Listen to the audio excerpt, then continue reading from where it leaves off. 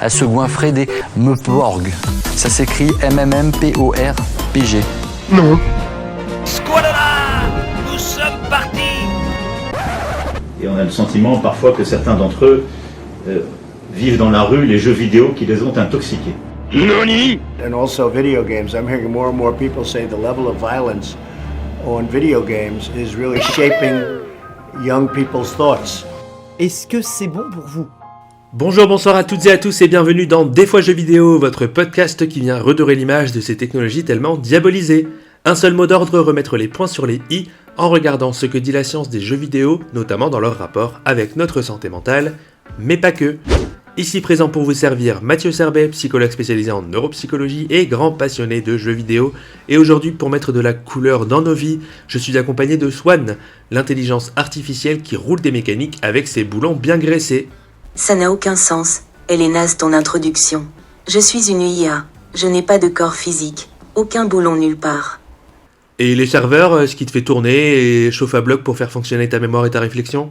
Joker. C'est cela, oui. Allez, reprenons notre sérieux, je lance la musique.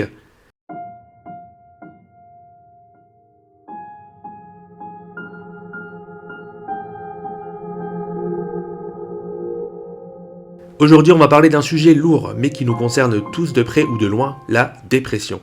Vous savez, c'est cette maladie qu'on appelle parfois un peu à la légère, trop à la légère, coup de blues, cafard ou passage à vide, alors qu'en réalité, c'est l'une des souffrances psychiques les plus invalidantes, et en France, à l'échelle d'une vie entière, elle concerne 15 à 20% de la population. Comme quoi les galères de santé mentale, de près ou de loin, c'est bien l'affaire de tout le monde. Mais encore pas mal de personnes ne comprennent pas bien le concept. Et ça dénonce ce soir, hein ? Je m'emporte. Allez, continuons. Nos épisodes courts ne sont pas l'endroit pour aller super loin sur les sujets, donc on ne va pas parler de traitement médicamenteux, de symptômes. On va entrer directement dans le vif du sujet et aborder la dépression sous l'angle, vous l'aurez compris, des jeux vidéo. Voilà. Avant de prendre des exemples de jeux à utiliser pour parler de cette thématique cruciale, commençons par un peu de littérature, si vous le voulez bien. Puis si vous le voulez pas, vous pouvez arrêter d'écouter, mais ce serait pas du jeu. J'ai envie de vous parler d'une étude irlandaise, parue en 2021 et menée par l'équipe de Magdalena Kowal, qui compile des données issues de plusieurs jeux et qui explore ce lien insoupçonné entre loisir derrière la manette et difficultés psychiques. Les auteurs vont identifier plusieurs mécaniques, un mécanisme dans le jeu, qui sont potentiellement intéressants. Donc déjà, le sentiment de compétence. Les jeux offrent des objectifs clairs aux joueurs et aux joueuses, des feedbacks, des retours immédiats, une progression qui est visible, qui va contrebalancer avec l'impuissance apprise, typique de ce qu'on va ressentir pendant un épisode dépressif. Ensuite, on a l'activation comportementale. Jouer va engager l'action, la planification, la prise de décision. Et ça rejoint ce concept d'activation comportementale en TCC. Et enfin, l'évasion émotionnelle adaptative. Le jeu vidéo va permettre une mise à distance temporaire des ruminations, ces pensées qui tournent en boucle dans la tête, qui font partie des symptômes centraux de la maladie. Et utilisée de manière choisie et assez limitée dans le temps, cette évasion, cette mise à distance peut être complètement adaptée et très ressourçante. Il existe un certain nombre d'études qui montrent que certains jeux vidéo peuvent aider à accompagner les personnes souffrant de dépression, notamment avec des jeux qui vont agir comme des régulateurs d'émotions, des catalyseurs de résilience pour aider à faire face au stress, et je vous mets plusieurs sources dans la description. De manière générale, si on regarde la littérature scientifique, plutôt que de diaboliser les jeux vidéo comme cause de souffrance mentale, plusieurs recherches suggèrent qu'ils peuvent au contraire être un outil ludique de distraction cognitive, mais aussi un terrain d'entraînement pour la motivation, l'accomplissement personnel, ou encore un vecteur de soutien social pour aider à rompre l'isolement, mais aussi, et là c'est les psychologues à qui ça va parler, un complément évidemment utile à la psychothérapie. Et vous pouvez aller lire un article intitulé « Les jeux vidéo sont des alliés contre la dépression », écrit par mon collègue Yann Leroux, psychologue, sur son blog psyegeek.com. Et quand on parle d'épisodes dépressifs, ces points que tu viens de citer genre le vecteur de soutien social, etc., ça me semble carrément important. C'est clair. On passe peut-être à la séquence suivante ? J'ai envie de savoir de quel jeu tu vas nous parler pour aller me lancer dans des parties après. Ah ben t'as bien bossé le script, Swan, bravo. Désolé. Et si je vous disais que des jeux vidéo, loin de la simple utilisation fun et divertissement, peuvent nous aider à mieux comprendre aussi la dépression, parce que c'est le pari de deux pépites indépendantes, Gris et Céleste. Ce qui est fascinant, je trouve, c'est qu'à travers cet art visuel, la mécanique de jeu et les métaphores apportées, ces deux titres peuvent nous faire ressentir la dépression plutôt que de nous en donner une définition qui serait un peu trop académique, un peu trop directe. D'abord on a Gris, qui est un jeu espagnol proposé par Nomada Studio en 2018. Il est dessiné en quelque sorte comme une œuvre d'art en mouvement. Pas de dialogue, pas de quête interminable, pas de gestion d'inventaire, juste une héroïne qui traverse un monde brisé après une perte. Absolument tout constitue une métaphore. Les couleurs, les formes, la musique, et au début, tout est gris. Tout est gris et le jeu s'appelle Gris. Ah ben ils se sont pas cassé le bonnet pour la trouver celle-là. Gris met ainsi en scène la dépression et aussi clairement la thématique du deuil, mais on en a déjà parlé dans l'épisode précédent sur Spiritfarer, donc je vous laisse le soin d'aller l'écouter. Donc je disais que Gris met en scène la dépression à travers son esthétique, ses choix visuels. On avance dans un monde vide où tout est lent, lourd et notre voix est éteinte. Et peu à peu des couleurs reviennent. Le rouge de la colère, le vert de l'espoir, le bleu de la tristesse. C'est un jeu qui se vit plus qu'il ne se raconte et je vous laisse donc l'essayer par vous-même.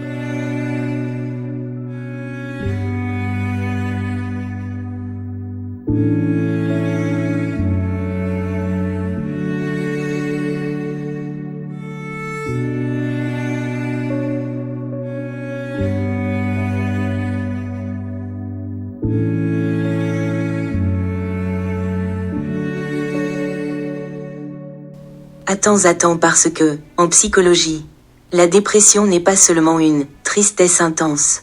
C'est une perte d'élan vital, une incapacité à éprouver du plaisir, une fatigue écrasante, parfois des idées de mort.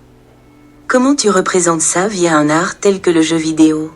Eh bien les deux jeux le traduisent chacun à leur façon, parce que dans Gris, on va ressentir vraiment l'apathie, le ralentissement, la perte de sens. Tout est figé autour de notre personnage et même au sein du personnage lui-même. Dans Céleste, on va plutôt ressentir la lutte, l'effort surhumain nécessaire pour accomplir ce que d'autres peuvent faire sans effort.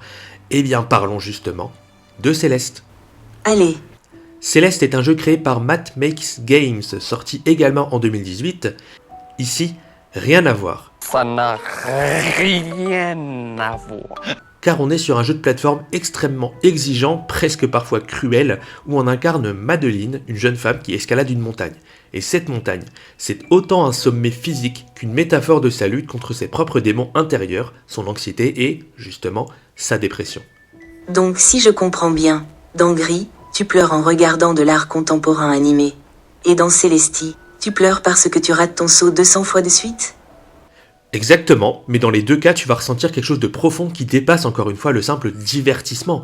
Dans Céleste, la difficulté est énorme, d'ailleurs, j'ai jamais réussi à faire un 100%, et escalader cette fameuse montagne, c'est une lutte contre soi-même.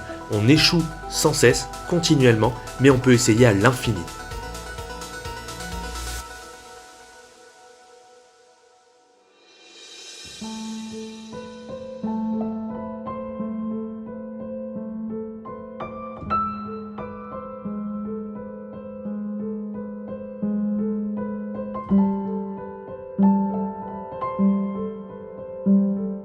Donc Gris, c'est l'intériorité contemplative, par rapport au poids écrasant que l'on ressent.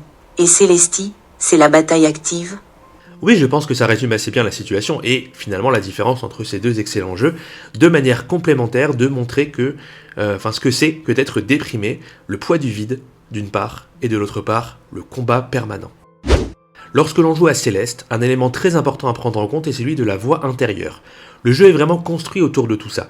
Notre personnage, Madeline, se dévalorise sans cesse, abandonne, est très anxieuse, avec une peur panique de l'échec, et sa voix intérieure, qui est un genre de côté sombre d'elle-même, va finalement venir, en quelque sorte, personnifier ses symptômes dépressifs et sa part anxieuse. Elle représente clairement, avec le personnage de Madeline, qui est l'alter ego de notre personnage, les ruminations qu'on va retrouver dans la dépression. On combat un peu une partie de nous, finalement. Tu nous dis qu'en gros, jouer à Célestie, c'est comme avoir un simulateur de rumination ? Ouais, mais avec une bonne dose d'endorphine quand tu réussis un passage difficile. Et ça montre aussi que la dépression, c'est pas seulement souffrir, c'est aussi des micro-victoires.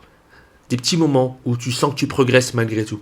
Et on va comme ça, pas à pas, vers l'acceptation, le rétablissement, le mieux-être malgré la maladie que l'on traverse. Au fond, Gris et Céleste nous disent la même chose.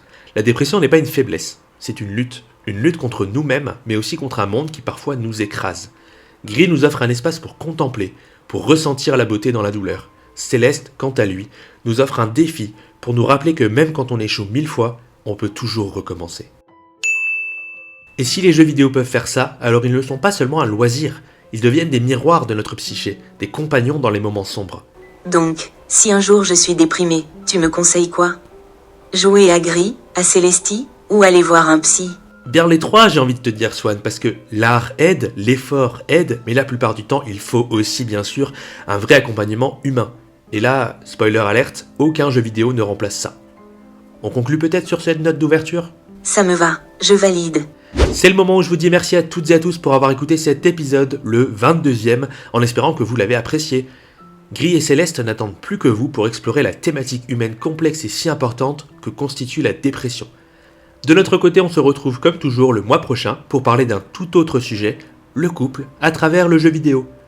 D'ici là, pour suivre mes travaux, télécharger vos contenus, etc., vous pouvez me suivre sur LinkedIn, Facebook, Instagram et sur mon site internet mathieuservet-neuropsy.com.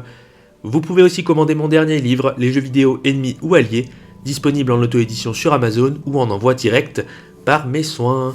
A bientôt les cocos et prenez soin de vous et de vos proches. Salut les Jones. Mais ça va pas à la tête. Oh waouh, c'est une vraie dinguerie. Psartech, YOLO, c'est éclaté au sous-sol cette fin d'épisode. Quelle indignité.